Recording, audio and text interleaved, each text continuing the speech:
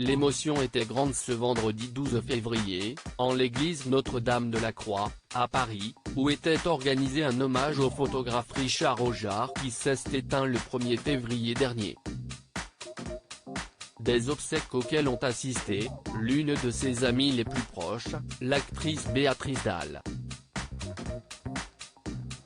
Cette dernière particulièrement touchée par le décès de l'artiste n'est pas parvenue à cacher son émotion derrière ses imposantes lunettes noires. L'ex de Joe Star a complètement craqué et a fondu en larmes en arrivant devant le parvis de l'église. Dès l'annonce de la mort de celui pour qui elle a posé à plusieurs reprises, la comédienne de 56 ans, lui avait rendu un bouleversant hommage sur Instagram. « Richie mon frère, la fête est définitivement finie.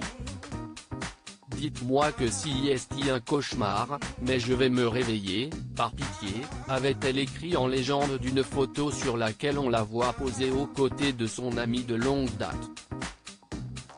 Parmi les autres stars à avoir également fait le déplacement pour rendre hommage au photographe, connu pour ses portraits en noir et blanc, on a pu apercevoir le chanteur Kali, le comédien Philippe Bas, l'actrice Natacha Régnier ou encore le boxeur Franck Tiozzo.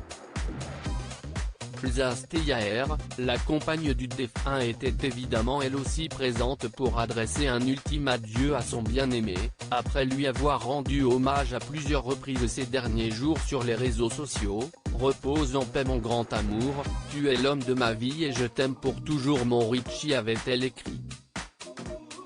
Richard Ojard, le photographe des stars. Nombreuses sont les stars qui sont passées derrière l'objectif de Richard Ojard. Naomi Campbell, Monica Bellucci, Carla Bruni ou encore Jean-Paul Belmondo ont pris la pose devant l'artiste originaire du Pays Basque. C'est à l'âge de 19 ans qu'il a découvert le monde de la photo en travaillant notamment comme assistant pour le studio Vogue.